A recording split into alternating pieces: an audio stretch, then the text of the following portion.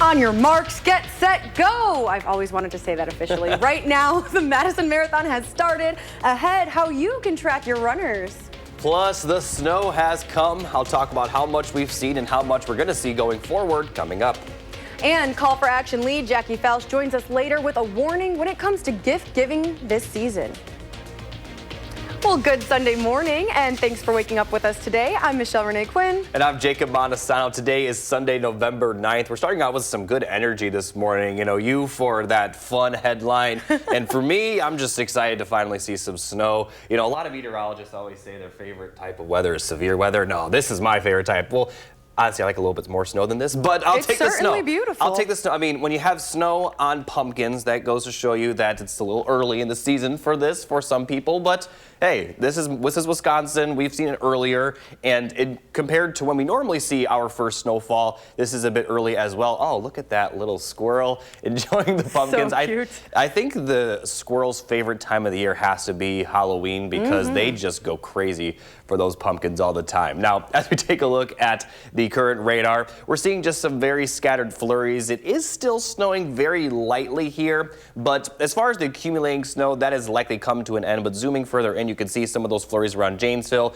also some flurries around Madison. So these may continue for the next couple of hours, and then we may see more flurries later tonight. But again, not going to see any accumulating snow going forward. The system has moved off to the south and east. Now, places across Illinois and Indiana will see some pretty heavy lake effect snow, but obviously that's not going to affect us here. It may impact southeast Wisconsin, but our area shouldn't see any of that accumulating snow. But looking at how much snow we've seen so far, scattered amounts around 1 to 2 inches, although this is all radar estimated, and the radar estimation doesn't usually take into consideration the ground temperature, which is, it has been a little bit warmer right now, obviously, because it is November. So the 2 inches you're seeing probably closer to around 1 inch, and those 3 inches in southwest Wisconsin probably closer to around 1.5 inches. So in general, got about a 1/2 inch to about 1.5 inches of snow. There was one report in northern Illinois of 2.5 inches of snow, but no reports across Wisconsin, at least not yet, but certainly saw a little bit of accumulation. And I'll talk more in detail about the temperature swing that we've seen. It is much colder, and it's going to stay pretty cold for the next couple of days. I'll talk more about that coming up in just a bit. All right, and we'll be checking in very shortly. Madison Marathon runners are definitely feeling those temperatures outside, beginning their trek this morning. The marathon started at the top of the hour. Half marathon and 10K runners are lining up for their start in about 18 minutes. Now, if you're looking to watch the status of your friends or family participating, you can track them in real time using the live tracker and leaderboard. And good luck to everyone starting on Capitol Square this morning. Special shout out to our very own Maddie Heimsch, Ellie LaLiberte, Armand Rahman, and Corey Moen. You guys got this. Now, if you are planning on heading downtown to watch where you need to watch where those roads are closed. As you can see here on this map, several streets are closed for the marathon, and they'll reopen Sunday evening. There will be additional road closures across Madison during this event, and you can find all of that information on thecityofmadison.com. Now to a live look at the White House, where Senate is in session. Lines at food banks and airport cancellations continue to grow amid the shutdown. Christian Benavides is bringing you the latest. A rare working weekend for the Senate, the first since the government shutdown. Senate Majority Leader John Thune says they won't leave until the government reopens, but both sides are still far apart on a deal. The Democrat leader's proposal is a non-starter for the Republican majority. Democrats offered a plan that would extend Obamacare tax credits for a year and fund the government. Doing nothing is derelict because people will go bankrupt, people will lose insurance, people will get sicker. Republicans want the government to reopen before negotiating on health care. Some 42 million Americans on food stamps are left waiting for assistance after the program ran out of funds. I don't know how long the shutdown's going to last, and if we don't get SNAP until the shutdown's over, we could end up literally starving.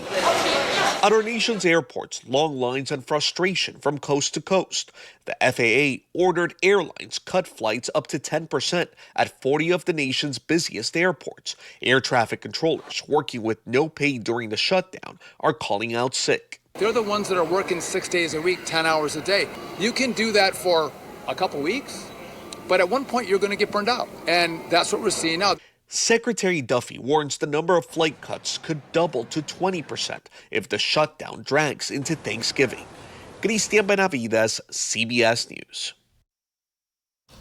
President Trump continues to urge Republicans to eliminate a 60-vote threshold currently required to move a government funding bill forward without Democrats. Our For the Record host, Ellie LaLiberte, checked in with Wisconsin's lawmakers to hear why they say this shutdown has lasted so long. I spoke with Congressman Mark Pocan and Brian Stile, and both are still pointing fingers at whose party is to blame. Representative Pocan arguing the ACA subsidies extension is necessary. He also called out the Speaker of the House for canceling votes to pressure the Senate Democrats into coming to the table. Meanwhile, Stile argues the Democrats are holding the Republican Party hostage by repeatedly voting down funding bills.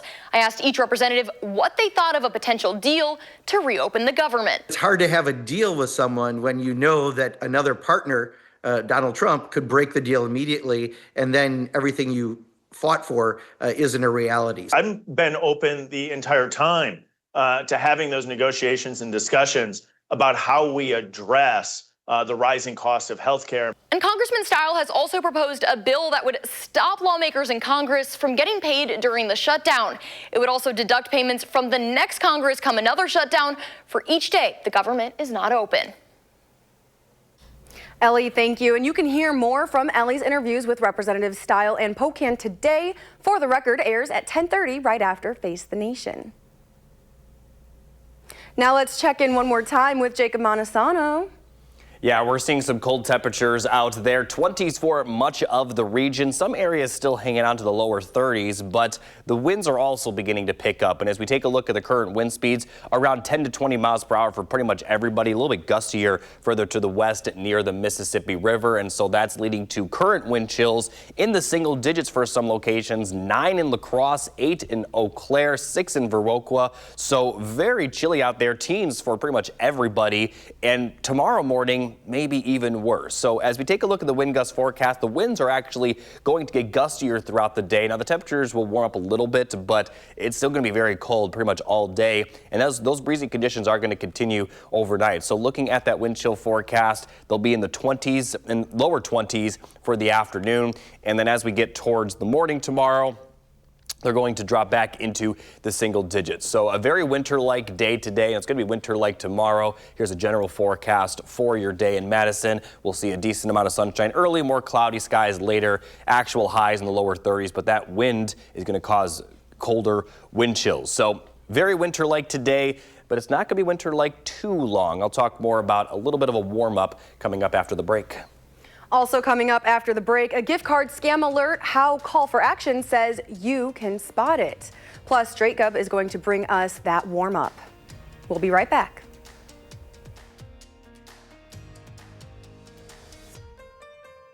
Welcome back. Jackie Falsh is joining me right now. She is the lead Call for Action volunteer, and we've got a lot to talk about today. We do. So let's start with those October statistics, and then we'll go back and we'll revisit September, because I know that was a big month with our telethon. Yes. In October, we took in 58 new cases, and we got back for consumers over $53,000. Wow.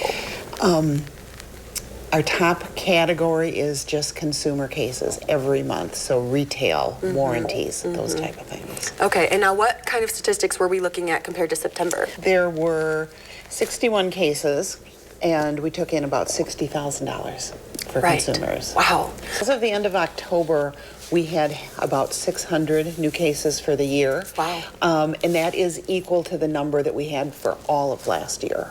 Okay, so we're trending already above. doing way more than last year. Yep, we're right on, and we've got 2 months to go. All right, and now I know with the holidays coming up, there's a lot of worry about scammers out there. What can you tell us? What should consumers be aware of as we're going into November? The one thing I wanted to talk about today is gift cards. Okay. So many people want to get gift cards. They want to give gift cards. And there is so much fraud around those. You can't believe it. Okay. And so what typically happens with those is you go into a local big box store and you buy a gift certificate, because you can get them for restaurants, for all different retailers. There's a wide variety. It's super simple. So you take it off the kiosk, you pay for it, you give it to a loved one. The loved one goes to use it, and finds out there's no value to it. There's a zero value. Because somebody has already taken the money off once Right. you've added it? Right. So what happens is people, and this comes out of organized crime, which just blows my mind. People go into a retailer and they are paid to take a handful of gift cards right off that kiosk, put them in their pockets or whatever, and steal them.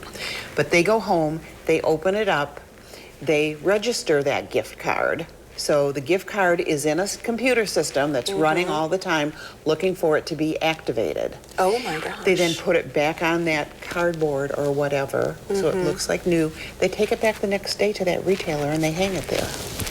So then you or I go in, we buy that gift card. Yeah, and we wouldn't get it, even know. We activate it, and then when we go to use it to pay for a meal, there's a zero balance. Even though we had just added the funds, because as soon as we add them, the scammers take it off. Right, so be very, very careful. If you are buying off those kiosks, look at that really closely. If there appears to be anything that's misaligned, scratched off, don't buy it.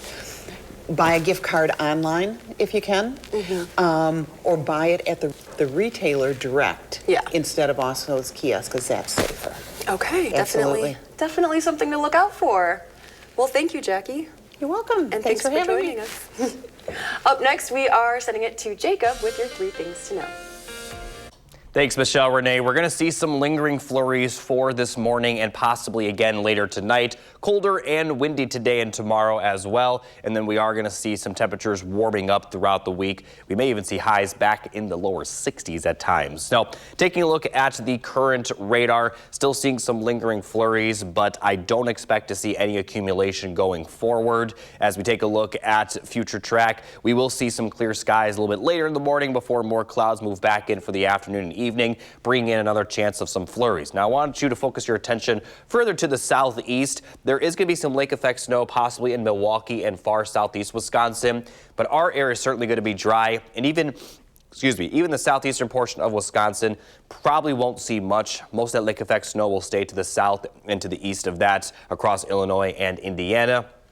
Our area, though, Madison surrounding areas, La Crosse and surrounding areas, not going to see much other than some light flurries. Now, taking a look at the precipitation forecast going forward, this is rain or snow. Could see some light rain for Veterans Day, but for the most part, we're looking dry for the work week before we do see that rain return for next weekend. Now, before we do see the temperatures warm up to the point where we will see rain versus snow, we are going to see very cold temperatures today and tomorrow. Again, looking at the wind chill forecast, which are basically the temperatures that our body feels. These are kind of like the feels like temperatures. They're only going to warm up to the lower 20s for this afternoon, possibly staying in the teens throughout the day for La Crosse and surrounding areas. And then they're going to be back in the teens for everybody this evening. Single digits then once we get towards Monday morning, getting a little bit better for Monday afternoon, but still staying in the 20s. And then as we look at the wind chill forecast for Tuesday, that's when they're going to improve a lot with the wind chills being back in the lower 40s.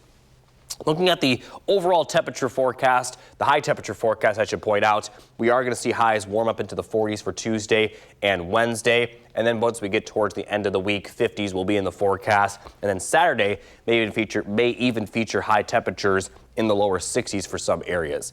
Now, Saturday will also be the time that we see the chance of rain return.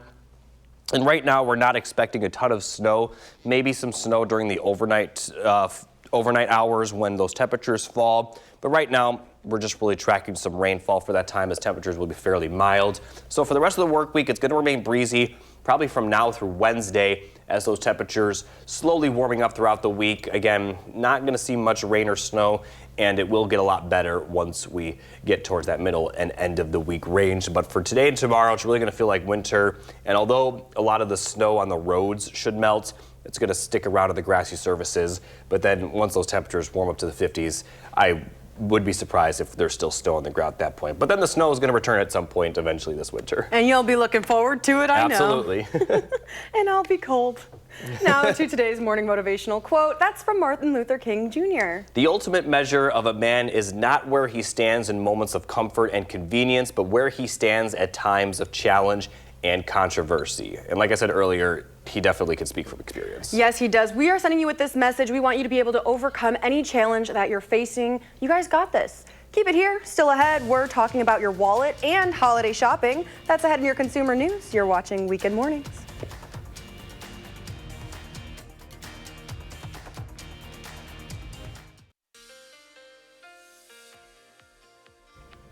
Welcome back. As we take a look at the almanac for today, this is really the first day where we're going to see very winter-like temperatures. The forecasted high is only going to be 33, low 22, very easily below the normal high of 48. But we're still expected to be warmer than the record low back in 2003, where we did drop to 13. Now, that's actually talking about the actual temperatures. As I've been mentioning all morning, we are going to see wind chills pretty cold. In fact, the wind chills will be colder than this 13, but obviously the wind chills don't go into consideration when talking about that record. Now, as we look at tomorrow for the Packers game, it's going to be cold for the game as well. 20s with windy conditions, should stay dry, maybe a few flurries, but for the most part, this is really going to be the first very cold Packers game, and there's certainly going to be more, and there's certainly probably going to be colder games than this one. So here in Wisconsin, we're used to it, but definitely dress warmly if you plan on attending. All right, thanks, Jacob. Well, Americans are predicted to spend over $1 trillion this holiday season on gifts, food, and decor. Ali Bauman reports. Allison Talaka-Shalal is shopping for stocking stuffers at the Bank of America Winter Village at Bryant Park, while still saving for the big-ticket items on her daughter's holiday wish list. Everything is definitely a lot more expensive, like a MacBook and the electronics and the things that kids use. That pessimism is apparently widespread. A new survey by the University of Michigan finds consumer sentiment about personal finances and the economy is nearing record lows. Many Americans expressing worry about the federal government shutdown and how that could impact their bottom line. This year is definitely going to be on a budget. But the National Retail Federation predicts that won't stop Americans from spending this holiday season. The group anticipates more than $1 trillion in total sales. Each person expected to spend an average of $890 on gifts, food, and decor, the second highest amount in 23 years of tracking. Wages continue to outpace inflation. So the last 30 months, we've had wage growth faster than the rate of inflation. So even though they're not feeling great about things, they continue to spend. But for many, including Tina Lewis, that spending is more cautious. Quality over quantity, just because prices are increasing so significantly everywhere. So I always find a sale. We've seen dollar stores say they're seeing record numbers of higher income households shop with them. And the National Retail Federation also warns retailers made their purchases earlier than usual because of tariffs, so they may run out of popular items. Their advice, if you see something you like, get it while it's hot. Ali Bauman, CBS News, New York. You guys, my inbox is so low. Share a song with me. That's to Mr. Quinn at WISCTV.com with the subject line playlist pick. Then tune in on weekend mornings to hear your song.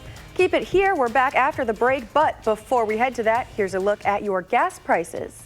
We'll be right back.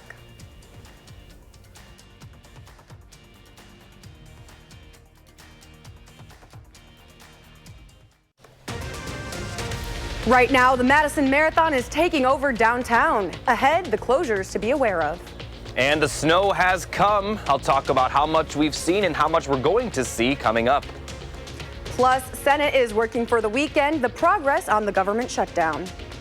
Well, good Sunday morning, and thank you for tuning in to Weekend Mornings. I'm your host, Michelle Renee Quinn. Today is Sunday, November 9th, and a quick shout out to my grandparents watching at home in the Chicago suburbs. Happy birthday, Grandpa Harry. Grandpa's waking up to the beginning of a winter wonderland like many of us are seeing right now. So let's take a look outside. Jacob is standing by on the patio, ready to get us started with a look at that forecast. Good morning. Good morning, Michelle Renee. It looks a lot different outside today compared to yesterday morning. I'm going to step aside so you can see some of the snow accumulation we're seeing behind me. Now, obviously, with the pumpkin still out, goes to show you it is still pretty early in the season, which means that this snow is going to melt pretty quickly, but temperatures will be very cold the next couple of days, so it probably will stick around just a little bit. Now, as we take a look at the current radar, still seeing some flurries. It is still snowing very lightly here, and zooming further in, you can see some of those flurries around Madison. I don't expect to see any additional accumulation going forward, but there will be that accumulation further to the south across Northeast Illinois. So to Michelle Renee's grandparents, just be aware, you folks are going to get more accumulation going forward. But here in southern Wisconsin, although we're still seeing some flurries again, not expect to see any additional accumulation, but here's how much accumulation we've seen so far. Now, this is radar estimated, and typically the radar doesn't really account for the ground temperature. So the 2 inches you're seeing, probably closer to around 1 inch in those locations, and the 3 inches further southwest Wisconsin, probably about 1.5 inches, and about a 1/2 inch or less for areas to the north. But certainly saw some accumulation, our first snowfall of the season, but I'll talk more in detail about if we'll see any more snow beyond the flurries we're seeing right now. And I haven't even touched on the temperatures, which are much colder. I'll talk more about that as well coming up a bit later. Yes, we'll be checking in for those temperatures in just a couple minutes. Now, the city's Public Works Department is ready for this snow. Public Works officials say they have 32 trucks ready with salt inserts on them. Those trucks are also the same vehicles that pick up leaves and yard waste. And as we head into the winter season, there will be changes to alternate side parking. Its beginning date will depend on the street superintendent making a declaration. We've worked with parking enforcement, and we're not going to be enforcing that this year until we get the first significant snowfall. So something that would be like a citywide plow or declared snow emergency. The Public Works Department won't start to plow until we see 3 inches of snowfall. Only then, or if a snow emergency is announced, will alternative side parking be put into effect. Then it'll be mandatory until March 15th. If you're planning on heading downtown to watch the marathon, there are some road closures to be aware of. As you can see on your screen now, several streets are closed for that marathon. They'll be reopening Sunday evening. That's tonight. Now, additional road closures across Madison are going to happen during this event, and it's not expected to wrap up until around 1:30. So you can find further information on those closures at thecityofmadison.com. The Internal Revenue Service is cutting off an online tax filing system. The IRS is shutting down its free offering of Direct File. The Biden administration announced the new online program last year. Direct File was aimed to help low and moderate income taxpayers file their returns easily. Fewer than 300,000 people used Direct File this year, and that's why Treasury Department officials say the program was halted because it wasn't widely used. You're taking a live look now at the White House, where Senate is in session. Lines at food banks and airport cancellations continue to grow amid the shutdown. Christiane Benavides is bringing you the latest. Senate Majority Leader John Thune says they won't leave until the government reopens, but both sides are still far apart on a deal. At our nation's airports, long lines and frustration from coast to coast. The FAA ordered airlines cut flights up to 10% at 40 of the nation's busiest airports. Air traffic controllers working with no pay during the shutdown are calling out sick. Secretary Duffy warns the number of flight cuts could double to 20% if the shutdown drags into Thanksgiving. In more local news this morning, a women's sports-centered bar is now open in Madison. It's one of the first in the area, and our Tanasia Shaw is covering how the bar is a safe space for everyone. This is a movement, not just a business. This is a movement of women's sports visibility. For Rita, this is more than just a grand opening for what's believed to be the first women's sports center bar in Madison. It's continuing her late wife's legacy. I feel like she's with me in spirit. Like I couldn't have done this without her spirit. I know she's here. Burnell's Bar on Seaford Road is named after Adair's late wife, Burnell Hooker. She passed away last year, and I wanted to do a legacy for her. And this was one of her dreams, to open a women's sports bar, so I'm doing it in her name. Hooker is a trailblazer in the women's sports world, especially here in Wisconsin. So she taught the business of sports, and she also owned a team. And her team was the first team in Milwaukee to invite the WABA in for games. And there were a lot of people in attendance, and even professional athletes told me that having a place like Burnell's when they were playing professionally would have been very beneficial when they competed. So if I had something like this, a collective community of women or people who just supported women's sports more organically and more outright, I reckon mentally I wouldn't have felt so alone. I think that women are ready to have equity in sports on all levels, whether it's financial, whether it's management or coaching, and of course visibility. And women are fighting for that. People in the Madison area know this lot as Red Rooster, but now it is officially Burnell's. And as you can see, it's a packed parking lot for the grand opening. But don't worry, the owner told me that she plans to honor Red Rooster's legacy. Many people reached out to me. They were so concerned they were going to lose this stage and the Blues, and so I agree to let them have it. We can still do this on Thursdays and Saturdays. Tanasia, thank you. That grand opening was successfully wrapped up last night. The owner saying it wouldn't have been possible without help from the community. Let's check in on your temperatures now this morning. Meteorologist Jacob Montesano is a bit warmer live from inside the studio. Hey, Jacob. Hey, Michelle, Renee. Yeah, definitely cold out here. A lot better inside with temperatures in the 20s, almost in the teens for places near La Crosse. Some areas in southeast Wisconsin hanging on to the lower 30s, but the winds are picking up. Wind speeds up around 10 to 20 miles per hour at this time, and this is causing some very cold wind chills, which is the temperature that our bodies feel. Teens for much of the area in the wind chill department, but single-digit wind chills right now for La Crosse and surrounding areas, and it's going to get a little bit worse before it gets better. Now, I say that in the sense that it'll get worse for tomorrow morning. Obviously, it will warm up a little bit this afternoon, but it's going to be cold really all day with gusts up around 25 to 30 miles per hour. And although it won't be quite as windy overnight, still going to maintain that breezy weather, and that's going to continue for Monday as well. So looking at the wind chill forecast, again, in the teens for most of the area right now, only going to warm up to the lower 20s for some of the areas this afternoon, with most locations further west and north still staying in the teens for the wind chill through the afternoon. And then it's going to be back in the teens for everybody this evening. And here's what I was talking about, when it sense that it'll get worse before it gets better, at least for Madison, where single-digit wind chills are expected tomorrow. And then for Monday afternoon, it will get a little bit better from there with wind chills in the middle to upper 20s, but still very cold. So very winter-like for today and tomorrow. And here's a general forecast for today. We'll see sunshine later in the morning with more clouds developing again for the afternoon. Might see some flurries for the next few hours this morning, and then maybe some flurries later today into tonight. But as I mentioned earlier, we're not really going to see any accumulation going forward.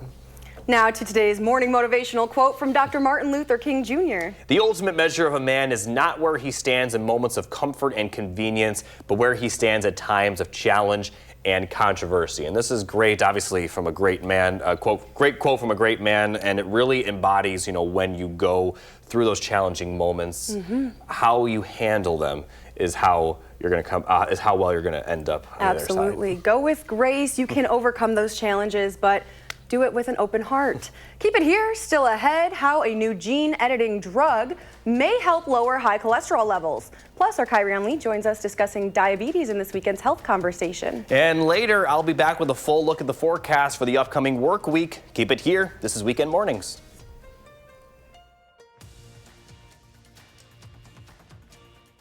More than 38 million Americans live with diabetes. Another 98 million Americans have pre-diabetes. And in the past 20 years, the number of Americans diagnosed with the disease has more than doubled. So Dr. Shah, first, what are the types of diabetes? There is type 1 diabetes, which is the diabetes that we see more often in children. It's considered an autoimmune disease where the body is actually attacking their pancreas. And then we have type 2 diabetes, which is what most people are familiar with. This affects adults typically, can also affect teenagers and young adults, but typically we see this in adults. And so do we know what causes these conditions? So type 1 diabetes often is felt, again, to be autoimmune. So in this process, our body is recognizing the cells that produce insulin in the pancreas as foreign, and then it's attacking those. So essentially the pancreas sort of burns out and the body can no longer produce insulin. Type 2 diabetes is a little different. We consider that more an issue of insulin resistance or hormonal issue. We have the insulin, but the body isn't using it in the proper way. And so what are some of the symptoms of diabetes, and when should you see a doctor? I know there are some key signs there. So both type 1 and type 2 diabetes have a lot of similarities in their symptoms. Easy fatigue, weight loss without trying, feeling thirsty, noticing blurry vision, and frequent urination. Just overall feeling unwell can be one of the hallmarks of the disease. And if you have a common history in your family, are you more likely to get it? It is definitely possible. So for type 1 diabetes especially, if you have family history of autoimmune disease or a strong family history of type 1 diabetes, yes, that can definitely be a risk factor. Same goes for type 2 diabetes. Obesity we know is a risk factor, but also having type 2 diabetes in your family can put you at risk. Okay. Yeah. And so for those who do get diagnosed, how is diabetes treated? Fortunately, we have lots of different treatments. Number one, of course, diet and exercise, most important actually for type 2 diabetes. But we have a variety of oral medications for type 2 diabetes, including metformin. We have some injectables, insulin, of course, and the newer GLP-1 medications we've been hearing a lot about are used in type 2 diabetes. Type 1 diabetes, again, the body doesn't have the ability to make insulin. So for those patients, we definitely need injectable insulins or insulin pumps and those types of treatments. All right, so lots of options. Yeah. Well, Dr. Shah, thank you so much for joining us. Thanks for having me. In more health news this morning, a new study suggests a new gene editing drug may help lower cholesterol levels. It includes 15 people and was meant to test the safety of the medication. But the study authors say preliminary results shows one dose of the medication cut low-density lipoprotein cholesterol and triglycerides by about half. LDL, or bad cholesterol, and triglycerides both play a role in heart disease, which is the #1 killer of adults in the U.S. The side effects of the initial treatment were minimal. One person did die 6 months after the infusion, but the researchers don't think the death had anything to do with the therapy. The study authors say they are planning additional clinical trials that will include more people. Time now, 7:42. Still ahead, Andrew Banster was live at Camp Randall, and sports reporter Nash Dare brings us your weekend morning sports. Plus, Jacob is bringing you your final full forecast when we come back on Weekend Mornings.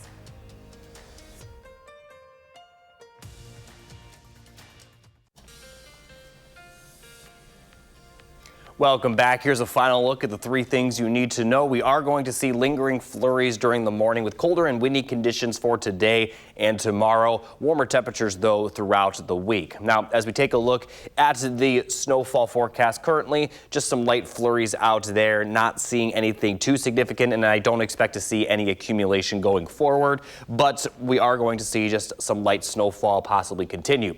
Now, as we take a look at future track, we'll see some sunshine this morning, and then we'll see some clouds redevelop in the afternoon, bringing in some light flurries again. Again, not really going to see much additional accumulation, if any, and then we'll see clear skies later tonight. I do want to then focus your attention further to the east and southeast, where some lake effect snow could possibly impact southeast Wisconsin. But again, our area, not going to see any of that accumulating snow. And then continuing forward for Monday, we'll see a little bit more cloud cover later in the day, Monday and Monday night, which will lead to the potential for another round of possible flurries. Again, still not really going to see much of any accumulation. And then for Tuesday, we are going to see a small chance of precipitation, but I don't expect to see much, with generally dry conditions for the work week. More rain as possible once we get to next weekend. Now, as we take a look at the general temperature forecast, highs will be near 30 today with those cloudy skies developing for the afternoon. It is going to be windy, though, which will lead to wind chills cooler, only in the lower 20s. And then the actual lows will be in the lower 20s tonight, with wind chills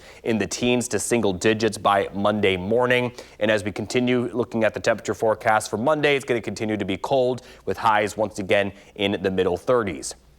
Now, as we take a look at the 10-day forecast, those temperatures are going to slowly warm up throughout the week. 40s for Tuesday and Wednesday, then 50s for Thursday through the weekend. Could even see some areas get into the lower 60s on Saturday. But as I mentioned, that will be our next chance of rain. And then we'll see the temperatures fall back down after that rain, with highs back in the 40s to lower 50s. So a slow warm up in the temperatures over the next several days. Not much precipitation. Still could see some flurries at times, but it's not going to accumulate like it did last night. And it will remain windy as well through about Wednesday. Then the winds will calm down a little bit towards the end of the week. But we'll continue to update that chance of rain over next weekend. At this point in time, we're not expecting a lot of snow, maybe some snowfall Sunday night as those temperatures cool down. But obviously during the day on Saturday, temperatures will be too warm for any snowfall to form, but certainly going to see a chance of rain. And as I mentioned, we'll continue looking at that forecast and updating it accordingly.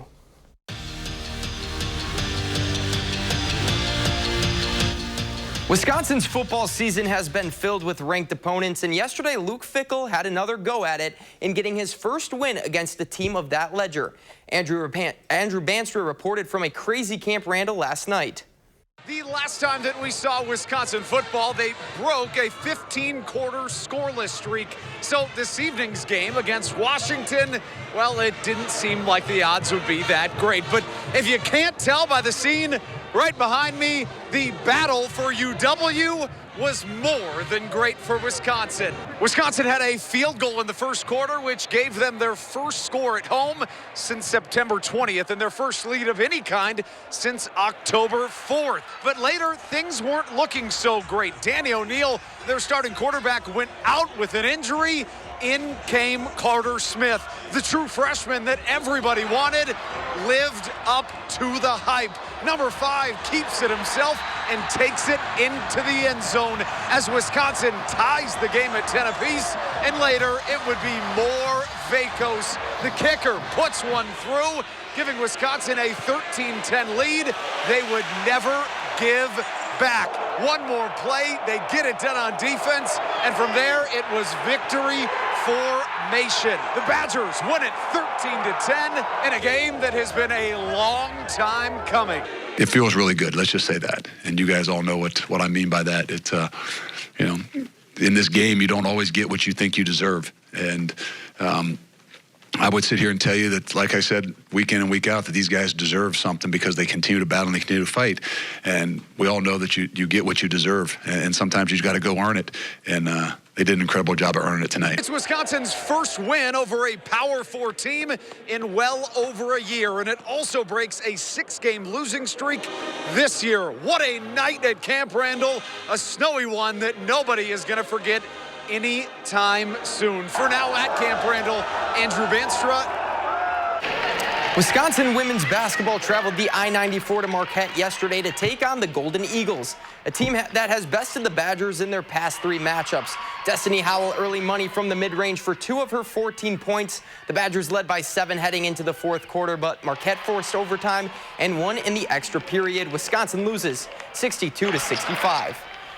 On Friday, the number 2 ranked Michigan Wolverines handed the Wisconsin men's hockey team their first loss of the season.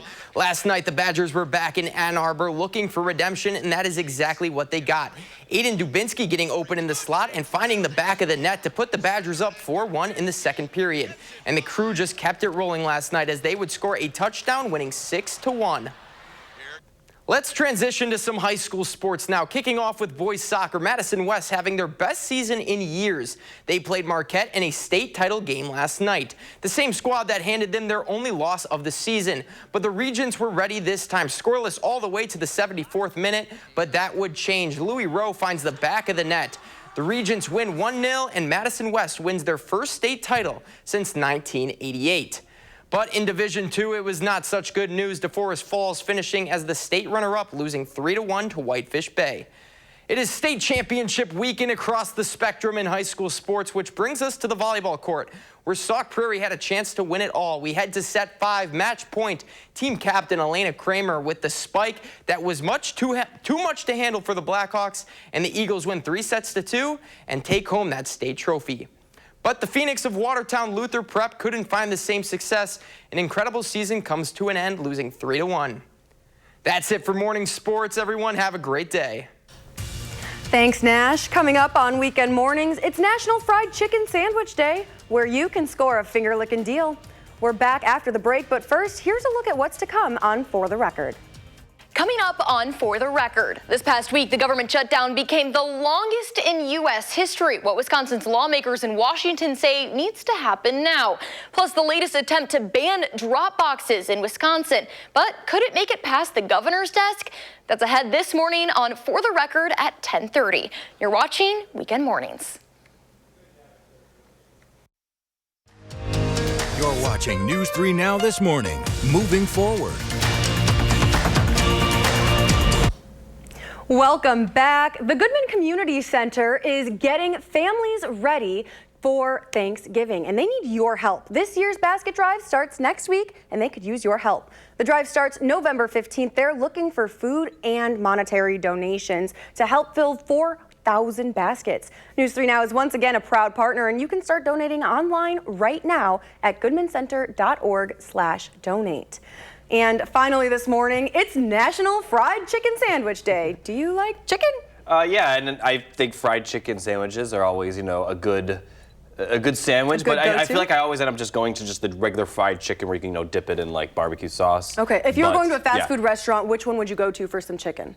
Definitely. Ooh. See, I don't see the safe answer is Chick-fil-A, but I understand it's higher quality than what my choice is going to be, but I just love Popeyes, honestly. I also choose Popeyes. So I know Chick-fil-A is higher quality, but still, I'll take Popeyes. Well, for anybody who's interested in chicken sandwiches, you can order a McCrispy chicken sandwich for just $2 on your McDonald's app at participating locations. Score a free chicken sandwich at Buffalo Wild Wings if you're a rewards member. That's with a $10 purchase. And same with Popeyes. You don't have to be a member for Popeyes, but you do have to spend $10. Burger King Royal Perks members get free OG chicken sandwiches with any $3 purchase. And maybe I should go out and get one. I don't know if I'm gonna have time today, but I do like a good fried chicken sandwich. Although, like I said, I tend to go towards just the chicken tenders with the sauces instead. I'm the same. I would rather have my tenders. Yeah. I don't need the bread. Yeah, the chicken's right. already got the bread on it.